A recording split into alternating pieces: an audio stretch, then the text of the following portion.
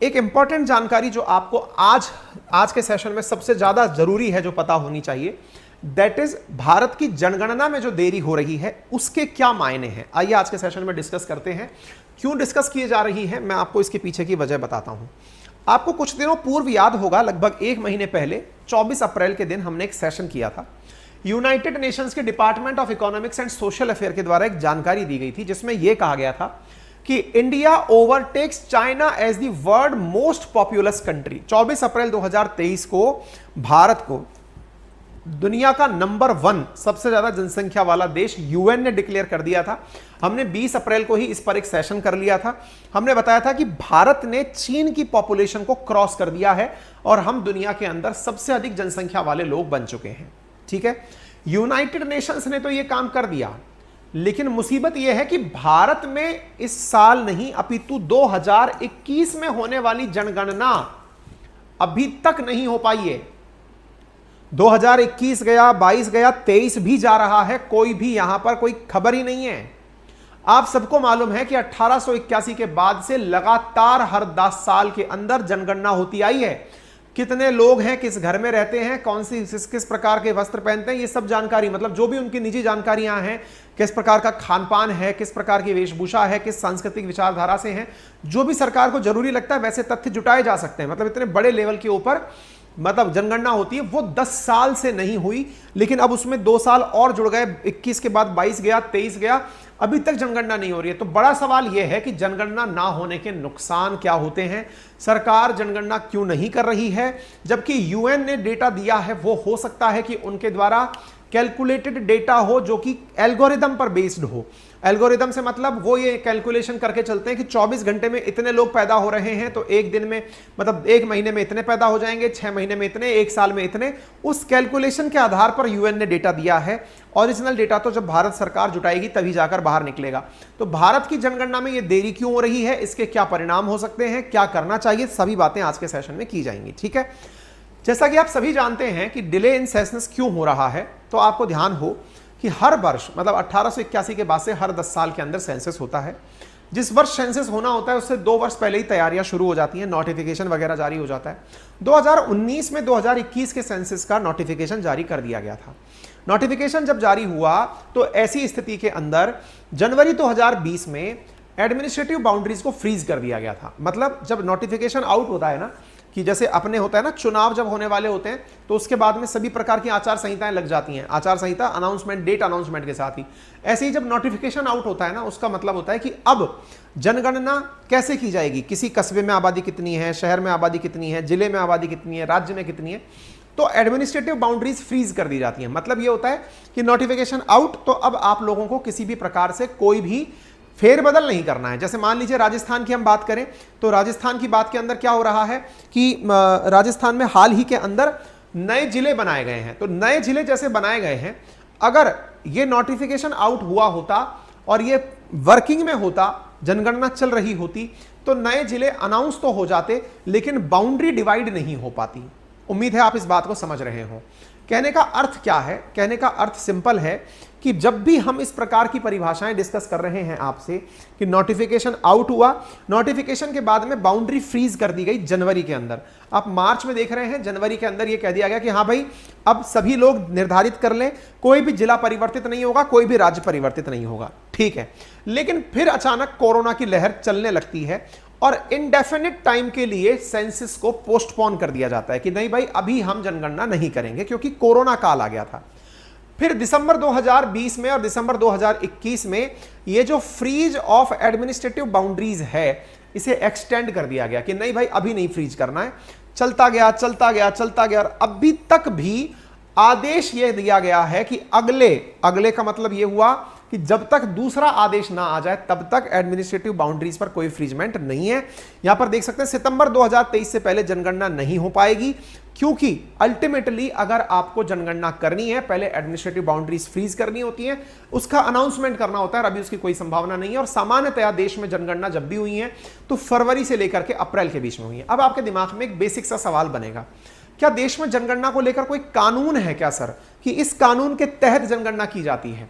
साथियों, असल में कानून देश ने बना रखा है, सेंसस को लेकर के एक्ट 1948 बना रखा है। केंद्रीय सूची के अंदर यह सब्जेक्ट आता है, 7वीं अनुसूची के अंदर इस विषय को, जनगणना को शामिल किया गया। केंद्र के द्वारा रजिस्ट्रार जनरल के द्वारा इस कार्यक्रम को करवाया जाता है। मुसीबत यह है कि उस एक्ट के अंदर 10 साल में जनगणना हो यह नहीं लिखा हुआ है। तो फिर बोले हम हर 10 साल में कराते क्यों हैं? एक परिपाटी, एक परंपरा सेट हो गई। 1881 में पहली बार जनगणना हुई थी, फिर उसके बाद में लगातार 10 साल के अंदर जनगणनाएं होना शुरू हो गई।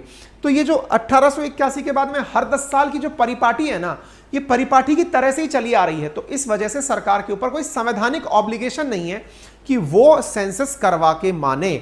साथियों, आपको मालूम होना चाहिए सरकार के साथ में दुविधा क्या उत्पन्न हुई कि 2023 में सरकार ने डिसाइड किया, जब कोरोना चले आ गया और पूरी तरह से नॉर्मलाइज सिचुएशन हो गई, कि हम डिजिटल सेंसस करेंगे। डिजिटल सेंसस का मतलब है कि जो भी जानकारी जुटाने जाएंगे उनके पास में इलेक्ट्रॉनिक गैजेट्स दे दिए जाएंगे, डिवाइसेस दे दी जाएंगी। वो घरों पर पहुंच करके लोगों के सारे डेटा इलेक्ट्रॉनिकली उसमें फीड करेंगे। वो डेटा जैसे ही एप्लीकेशन पर फीड करेंगे, वो सेंट्रल रिपोजिटरी में ऑटोमेटिक जाकर के फीड हो जाएंगे। यह प्रक्रिया करके डिजिटल सेंसस कराने का 2023 में प्रयास किया जा रहा था, लेकिन धीरे धीरे इसके अंदर चैलेंजेस पता चलने लगे। चैलेंजेस का मतलब यह हुआ, कई बार ऐसे क्षेत्रों में भी जाना पड़ सकता है जहां पर नेटवर्क ना चल रहा हो, इंटरनेट ना आ रहा हो। कई जगह ऐसी भी हो सकती है जहां इंटरनेट के साथ साथ आंधी, तूफान, अंधड़ जैसी चीजें आ गई हो, जहां पे सेंसस पॉसिबल ही ना हो, कुछ ऐसे क्षेत्र। तो सरकार ने फिर डिसाइड किया कि इस बार हम जो सेंसस करेंगे ये कंप्लीट डिजिटल सेंसस ना हो करके, जनगणना कंप्लीट डिजिटल ना हो करके डिजिटल प्लस मैनुअल यानी कि कागज पर होगी। तो इस प्रकार से चीजें हुई। अब सवाल बनता है कि अगर मान लीजिए एक बार के लिए कि जनगणना ना हो तो इसके नुकसान क्या होते हैं? भाई सबसे बड़ी बात यह है ना कि अगर ऐसी स्थिति ना हो तो नुकसान क्या होंगे। तो देखिए, सबसे बड़ी बात यह होती है ना कि भारत के अंदर एडमिनिस्ट्रेटिव यूनिट्स जितने भी हैं, उनका मतलब है कि उनकी सेंसस को शुरू करने से पहले, देखिए यहां पे देखिए, according to establishment norms census can be conducted only 3 month after the freezing of boundary limits of administrative units in India. These administrative units are district, sub district, tehsil, taluka, police station. This mean that the census can only be begun after September 30। आज की date में अगर हम बात करें, आज आप कहां चल रहे हो?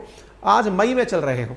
जून, जुलाई, अगस्त और सितंबर, यानी जिस समय सरकार ने यह आदेश दे दिया कि बाउंड्री फ्रीज कर दो। बाउंड्री फ्रीज का मतलब है कि अब कोई भी परिवर्तन नहीं होगा, ना कोई नया पुलिस स्टेशन बनेगा, ना कोई नया जिला बनेगा, ना कोई तहसील बनेगी। उस आदेश के 3 महीने बाद आप कार्यक्रम शुरू कर सकते हो। सरकार की अभी तक कोई भी ऐसा बाउंड्री फ्रीज करने का आदेश नहीं आया है। इसका मतलब 30 सितंबर तक तो भूल जाओ, क्योंकि आने के 3 महीने बाद शुरू होता है, तो 30 सितंबर तक तो कुछ भी नहीं होने वाला है। ऐसी स्थिति में सरकार की ओर से अभी तक कोई भी फैसला नहीं लिया गया है। इस साल 30 जून तक इस जनसंख्या इसको बढ़ा दिया गया है। तो अब देखिए कब होता है ये सारी की सारी चीजें। अब 2024 में इलेक्शन है, तो उस समय नहीं हो पाएगा। अब सवाल बनता है कि नहीं हो पाता है तो नुकसान क्या होता है। अब उसके बारे में हम चर्चा करते हैं, ठीक है ना। चलिए, तो इसके बारे में मैंने आपको एक्ट बता दिया। कौन सा एक्ट है? सेंसस ऑफ इंडिया एक्ट 1948 है, जिसके अंदर हम इस प्रकार से काम करते हैं। कौन सी मिनिस्ट्री कराती है? तो office of registrar general census commissioner, ministry of home affairs के तहत इसको करवाया जाता है। 1951 से सेंसस ऑर्गेनाइजेशन मतलब एडॉक बेसिस पे करवाया जा रहा था। सेंसस के लेकर के इंडिया एक्ट बना हुआ है। आर्टिकल 246 के अंदर यह विषय मेंशन्ड है, ठीक है। तो यहां तक ही हो गई। अब साहब, सेंसस का ना होना और डिले होने के साथ में जो सबसे बड़ी दिक्कत आती है वो क्या होती है? सबसे पहले, जब भी कोई सरकार नीति बनाती है ना, तो उन नीतियों को लागू करने में बड़ी दिक्कत आती है। जब सरकार को यही नहीं पता कि किस जिले में कितनी जनसंख्या निवास करती है, या किस राज्य में कितनी जनसंख्या निवास करती है, किस उम्र वर्ग की है, उसमें बुजुर्ग कितने हैं, महिलाएं कितनी हैं, पुरुष कितनी हैं, तो ऐसी स्थिति में आप पॉलिसी कैसे बनाएंगे, उनके लिए नीति निर्धारित कैसे करेंगे? तो चैलेंज सबसे बड़ा क्या है? फ्रेमिंग ऑफ पॉलिसी के अंदर सबसे बड़ा चैलेंज है। दूसरा, पॉलिटिकल मिस इंटरप्रिटेशन। ऐसी स्थिति में सबसे बड़ी दिक्कत किसके साथ होती है? हालांकि केंद्र सरकार ने स्पष्ट कर दिया है कि वो जातिगत जनगणना नहीं कराएगी, लेकिन एसटी एससी की जनगणना जरूर करवाती है। ऐसी स्थिति में उनका जो रिप्रेजेंटेशन मिलने की संभावना है उसमें भी परिवर्तन आ सकता है, क्योंकि जब उनकी संख्या में परिवर्तन होगा तो उनका रिप्रेजेंटेशन बढ़ भी सकता है।